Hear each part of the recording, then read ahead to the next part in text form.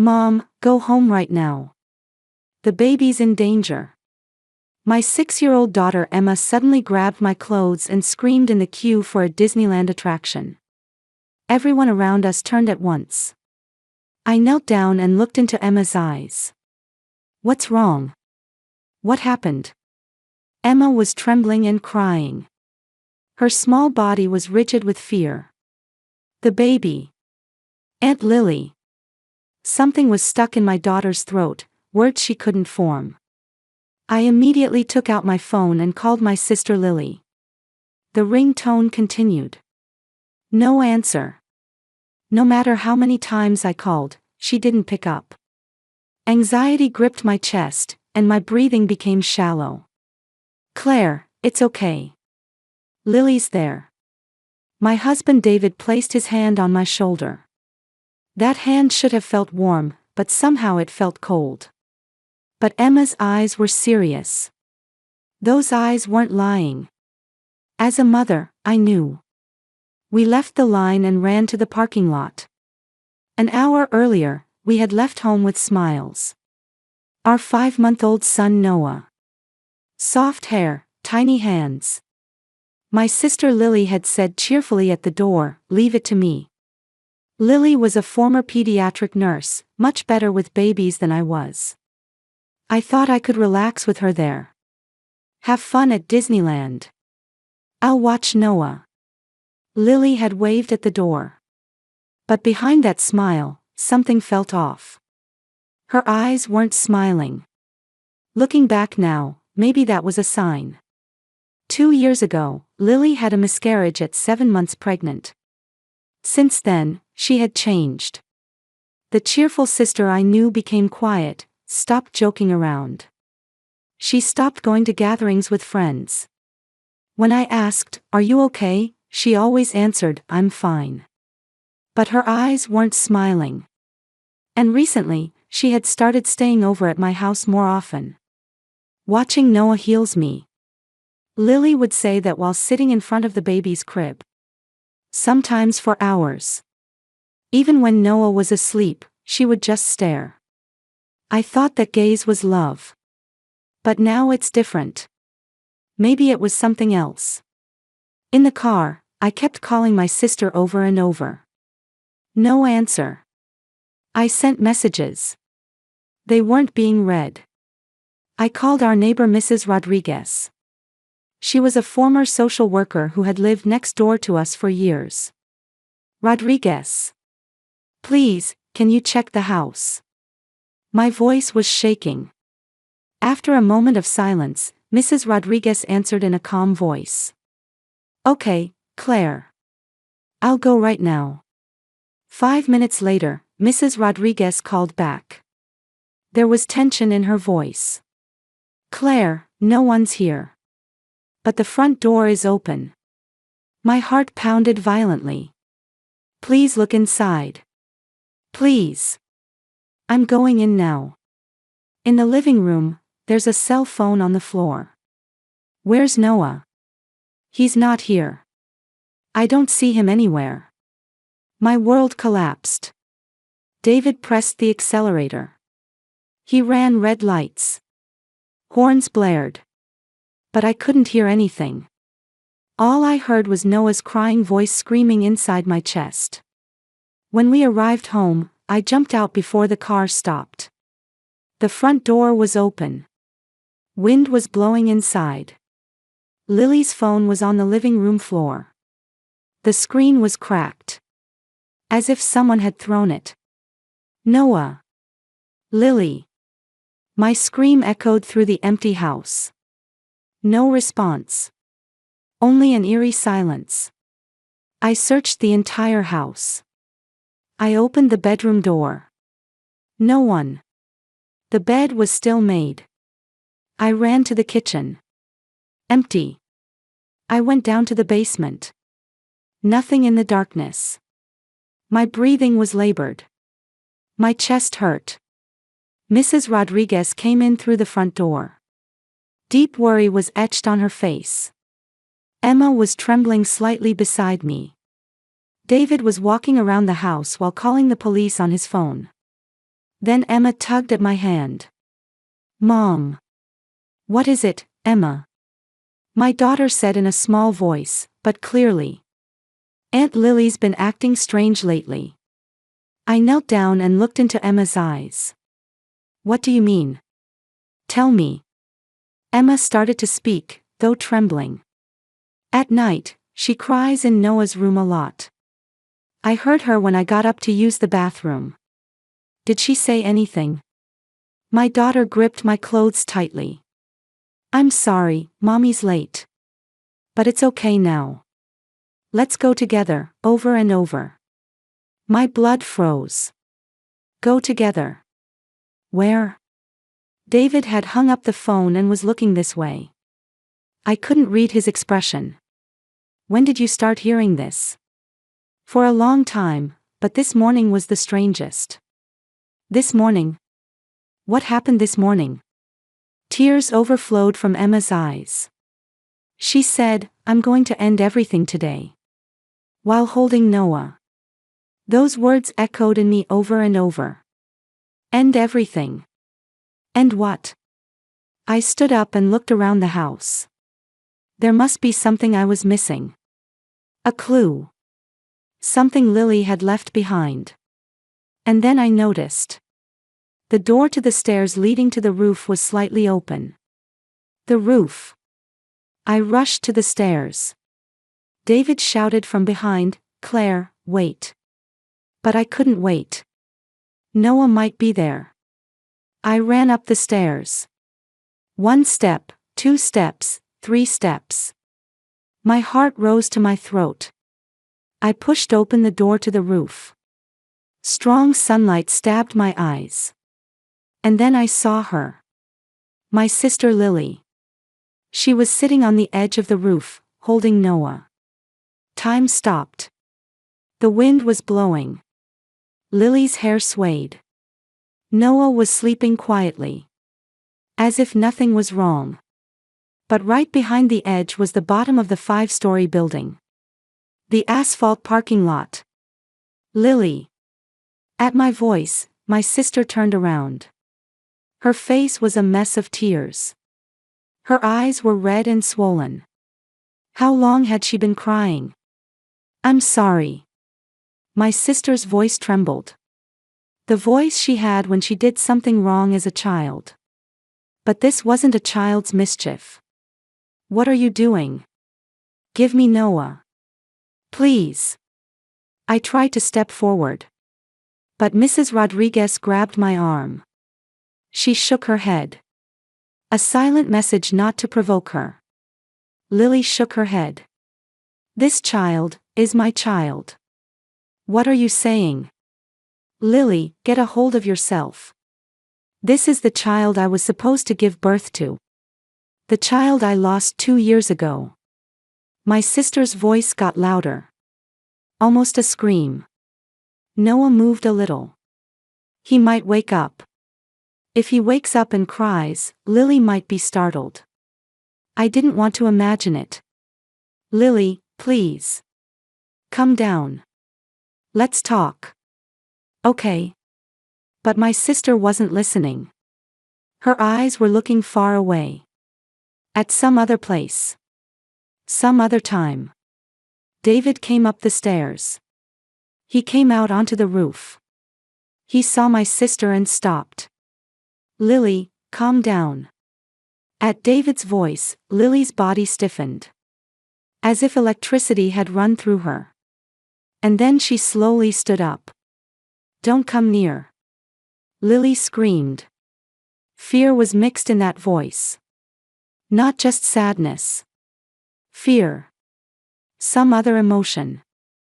I'm so tired of everything. What happened?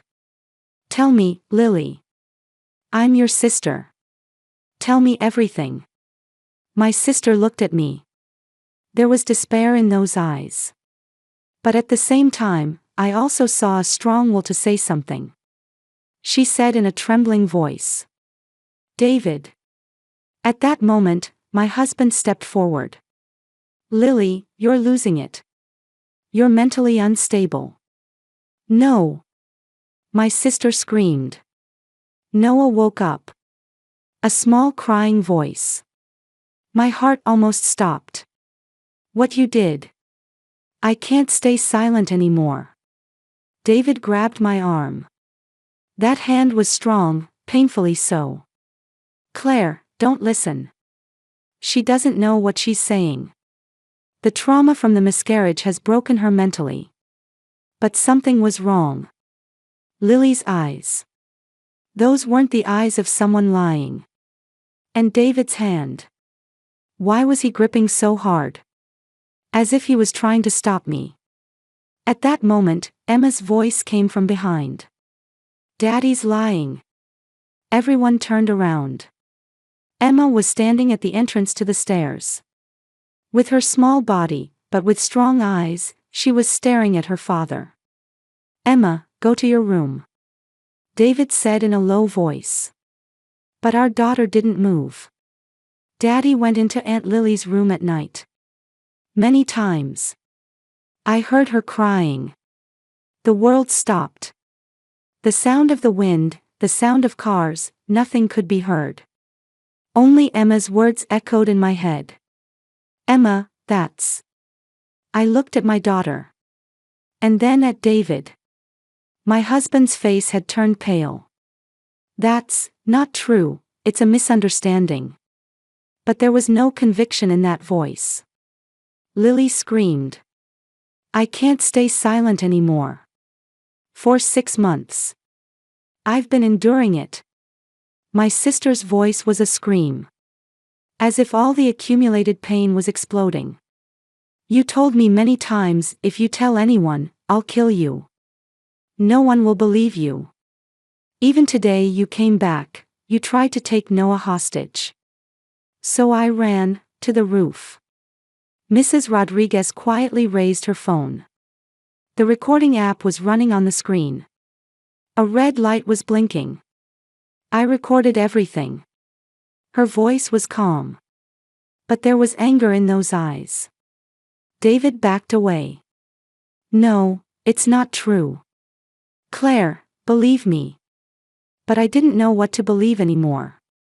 I stared at David. The husband I had lived with for 10 years. The man who gave me Emma. Noah's father. But did I really know this man standing in front of me now? David, tell me the truth. My voice was calmer than I expected. Even though there was a storm inside my heart. Claire, you're going to believe them too. Lily's sick. She can't see reality because of the trauma from the miscarriage. There was desperation in David's voice. But his eyes were darting. Lily said in a trembling voice. Believe me. I'm not lying. My sister was still standing on the edge of the roof. Holding Noah. The wind was getting stronger. Clouds hid the sun, and shadows fell on the roof. Lily, come down first. Give Noah to me. Then tell me everything. I reached out my hand. The distance to my sister was 5 meters. But it felt far. No. David will again. Lily's gaze turned to David. There was pure fear in those eyes. The eyes of prey looking at a predator. I realized. My sister was afraid of my husband. From the bottom of her heart. Mrs. Rodriguez slowly stepped forward. Lily, trust me. I'll protect you. I won't let David near you. The former social worker's voice had a strange persuasive power. Lily's body relaxed a little. Really? Really? I'm always on your side. And I recorded everything. There's evidence. David shook his head violently. What evidence? You're all crazy. My husband's voice grew louder. But that loudness wasn't from confidence. It was from fear. The scream of a cornered animal. Emma came to my side. She held my hand with her small hand. Mom, what Aunt Lily's saying is true. My daughter's voice was trembling, but it was clear. Emma, Why do you think that? Because Aunt Lily cried a lot at night. And Daddy would come out of her room. I saw it many times. David took a step toward his daughter. Emma, you were dreaming. Children can't tell the difference between reality and dreams. It wasn't a dream. Emma shouted. My 6-year-old daughter shouted at her father. Daddy told me, don't tell Mom. If you're a good girl, I'll take you to Disneyland. Something broke inside me. Disneyland. Today's Disneyland. Was that a reward for silence? To make my daughter an accomplice? David. I looked at my husband. There was anxiety and anger on that face, and some other emotion. Guilt. Or regret. No, Claire. You're misunderstanding. Then explain. Why is Lily so frightened? Why is Emma saying you went into my sister's room? David opened his mouth, but no words came out. Silence flowed. The wind blew. Noah cried softly. Lily slowly began to speak. It started 3 months ago. My sister's voice was shaking. But she kept talking. The night I stayed at your house. The door opened in the middle of the night. David came in. Lily, stop. David said in a low voice. But my sister didn't stop. At first he said, I came to check on you. But he sat on the bed. He touched me. My knees shook. I felt like I couldn't stand. He said, don't tell anyone. If you do, I'll put you in a mental hospital. I can prove you've been crazy since you had the miscarriage. Lily's tears wouldn't stop. I was scared. I didn't want to hurt you, so I kept quiet. But it continued. Every time I stayed over. When I refused, he said, if you tell anyone, something might happen to Noah. My world was crumbling. Was this the truth? My husband. To my sister. And today. Lily's voice rose.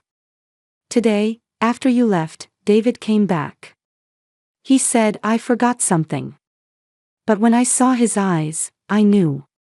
Today he was serious. He picked up Noah. He said, I'm taking him with me. When I tried to stop him, he knocked my phone out of my hand. The phone on the living room floor. The cracked screen. Lily didn't drop it. I desperately got Noah back. And I ran. I didn't know where to run, to the roof. Here, people can see. David can't do anything by force. But. Lily looked at me. There was despair in those eyes. But I'm so tired. I can't live anymore. But I want to protect Noah. So together. No. I screamed. Lily, don't say you'll die together. You're not wrong. David is. I turned back to David. My husband was pale. Is this the truth? Answer me. David shook his head many times. No, it's a misunderstanding. But there was no strength in that voice. Mrs. Rodriguez showed me her phone screen. Recording time 45 minutes. Everything was recorded. The police are already here. They're waiting downstairs. At Mrs. Rodriguez's words, David's face twisted. You. I've been a social worker for 30 years. I don't miss signs of abuse. Mrs. Rodriguez was calm. I saw you going into Lily's room at night from my window. Many times. At first I thought I was imagining it. But I wasn't. So today, when Claire called me, I started recording right away. I heard everything. I recorded everything. David backed away. Cornered. No escape. And suddenly, he ran toward the stairs. But police officers were coming up from the bottom of the stairs. 2, 3 of them. Don't move. The police officer's voice. David stopped. As if resigned, he collapsed on the spot. One of the police officers approached me. "Ma'am, are you all right?" I couldn't answer. I could only nod. Another police officer slowly approached Lily. "We'll ensure your and the baby's safety. Please come here slowly." The police officer's voice was gentle. Lily, trembling, slowly moved away from the edge. 1 step, 2 steps. The police officer extended his hand. Lily grabbed that hand. And my sister came to a safe place. I ran. To Lily. My sister handed Noah to me. A small warm body. Alive. Safe. "I'm sorry. I'm sorry," Lily repeated. I held Noah with one hand and hugged my sister with the other arm. "Don't apologize. You protected him. You protected Noah." My sister broke down crying on my shoulder. 10 years worth of tears. No, more. All the pain, fear, and despair were overflowing. David was handcuffed. He was being led down the stairs by the police. He looked back once. What was in those eyes? Regret? Anger? Or was there nothing at all? I didn't know anymore. And I didn't want to know. The police station was cold. The fluorescent light was white, sterile, thrusting everything at me as reality. I sat in a chair holding Noah. Emma was sleeping next to me. Exhausted. Lily was being questioned in another room. A detective sat in front of me. There was kindness in her eyes. "Ma'am, I know this is difficult, but I need to ask you some questions." I nodded. I couldn't speak. "About your husband, David Mitchell, did you notice anything suspicious?" Suspicious. I thought. Was there anything? Coming home late at night. But he said it was work. Always carrying his phone. But isn't that normal? I don't know. I didn't notice anything. Tears came at my own helplessness. My sister was suffering so much. Right in front of me. "Ma'am, it's not your fault," the detective said gently. "These perpetrators act perfectly even in front of their families. It's natural that you didn't notice." But those words weren't comforting. The next day, even more shocking facts came to light. The content the detective told me was unbelievable. "As a result of our investigation, your husband had a prior record." A record? No, not exactly a record. It was settled. Sexual assault on his ex-wife. The world shook.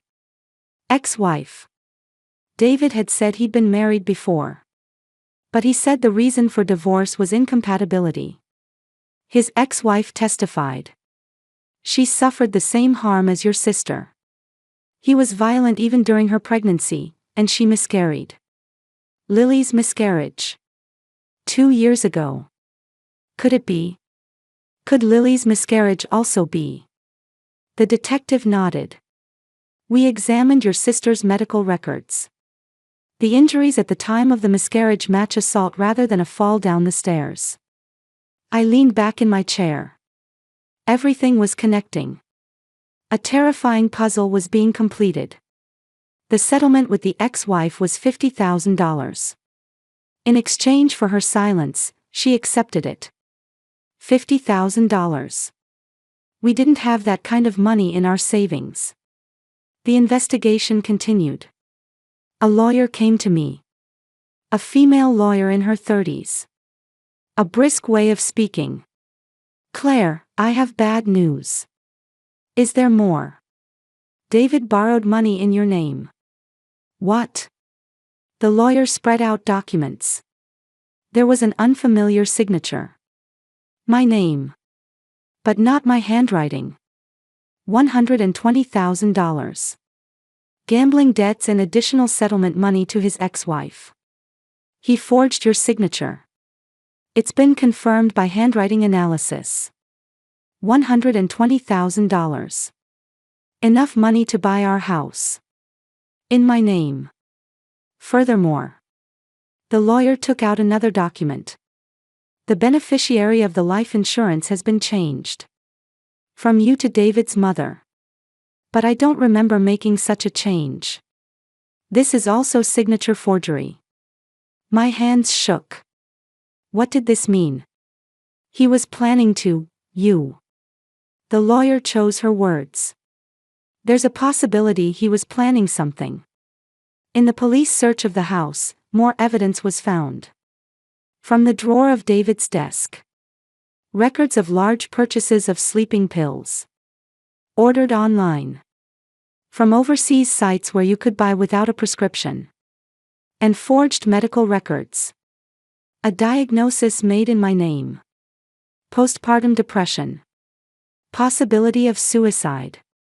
The attending physician's signature was also forged. The detective explained everything. Probably he was planning to put you to sleep with sleeping pills and make it look like suicide. The insurance money would go to his mother. The debts might be written off with your death. It should have been a perfect plan. But the plan went wrong. Lily noticed. Emma noticed. Mrs. Rodriguez noticed. The trial began. The courtroom was overflowing with people. David's lawyer was a young man. Wearing an expensive suit.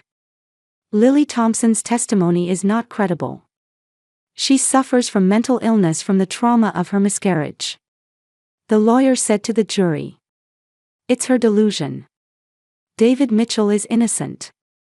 But the prosecution had evidence. Mrs. Rodriguez's recording. A complete record of 45 minutes. Lily's testimony.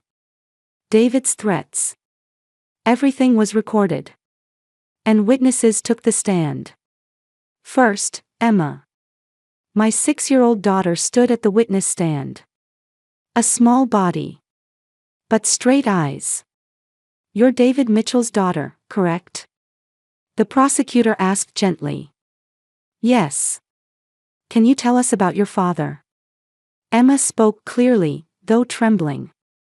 Daddy went into Aunt Lily's room at night. How many times did you see this? A lot. About 5 times.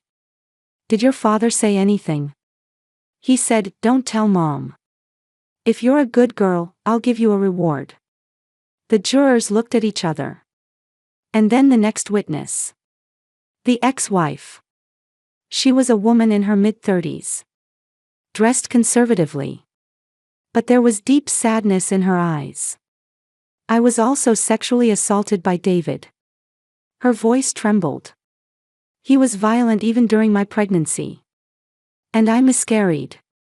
Why didn't you report it to the police? He threatened me. I'll put you in a mental hospital. No one will believe you. And he offered me a settlement. $50,000. In exchange for my silence. I needed the money. I couldn't even pay medical bills. So I accepted. She shed tears. But I regret it. If I had spoken up earlier, maybe Lily wouldn't have been hurt. The courtroom fell silent. Lily also took the witness stand. My sister was thin. But there was strength in her eyes. David threatened me for 6 months. My sister spoke carefully, one by one. Today, when he came back to the house, I realized. He was serious about taking Noah. So I ran. To protect him. The prosecutor presented evidence. Messages found on David's phone. Threatening texts to Lily. If you tell anyone, I'll take Noah somewhere no one will ever find him. I'll prove you're mentally ill. No one will believe what you say. Everything was recorded. Deleted, but recovered. And the final piece of evidence. Audio that Lily had secretly recorded. The sound of David entering her room. You're mine. Don't tell anyone. Evidence of assault. Clear evidence. The jury's verdict came down. Guilty. A murmur arose in the courtroom. The charges: sexual assault, threatening, fraud, signature forgery, attempted murder. Sentence: 25 years. David didn't change his expression. He just stared ahead. When he was being taken away, he looked at me once. There was nothing in those eyes. They were empty. A civil trial also began. Lily and I sued David for damages. All of David's assets were seized. House, car, savings. The forged debt of $120,000 was voided. And the court ordered, David must pay $500,000 in damages to Lily and me. His parents' house was also sold. The amount still not enough would be deducted from future income. When it was all over, I hugged Lily outside the courtroom. It's over. My sister was crying. But those tears were a little different. Tears of liberation. Thank you. For believing me. Of course. You're my sister. We finished a long battle. But from here, a new battle begins. The battle to heal wounds. It will be long and difficult. But together, we can overcome it. 1 year later, Lily was receiving therapy at a long-term treatment facility. 3 times a week. Group therapy and individual sessions. Every Sunday, I visited with Noah. I'm really sorry. Lily still apologizes. But her complexion had improved. Little by little, her smile was coming back. Don't apologize. You protected him. You protected Noah.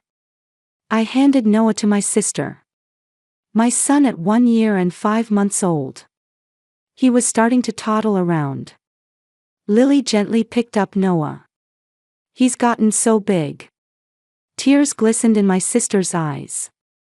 But they weren't tears of sadness. You know, I want to become a counselor for children. Lily looked at me. There was hope in those eyes.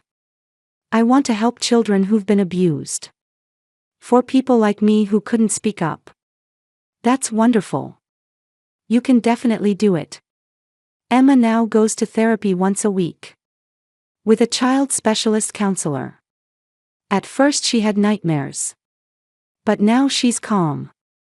Mom, was it good that I told the truth? One day, Emma asked. In a small voice. Anxiously. I hugged my daughter. Of course. You were so brave. Thanks to you, Noah, Aunt Lily, and I were all saved. Emma cried on my chest. My daughter who turned 7. Still so small, yet carrying a burden like an adult. But she's strong. Together, we'll heal these wounds. Mrs. Rodriguez still lives next door. Without her, we wouldn't be here now. I'm glad I was recording on my phone then.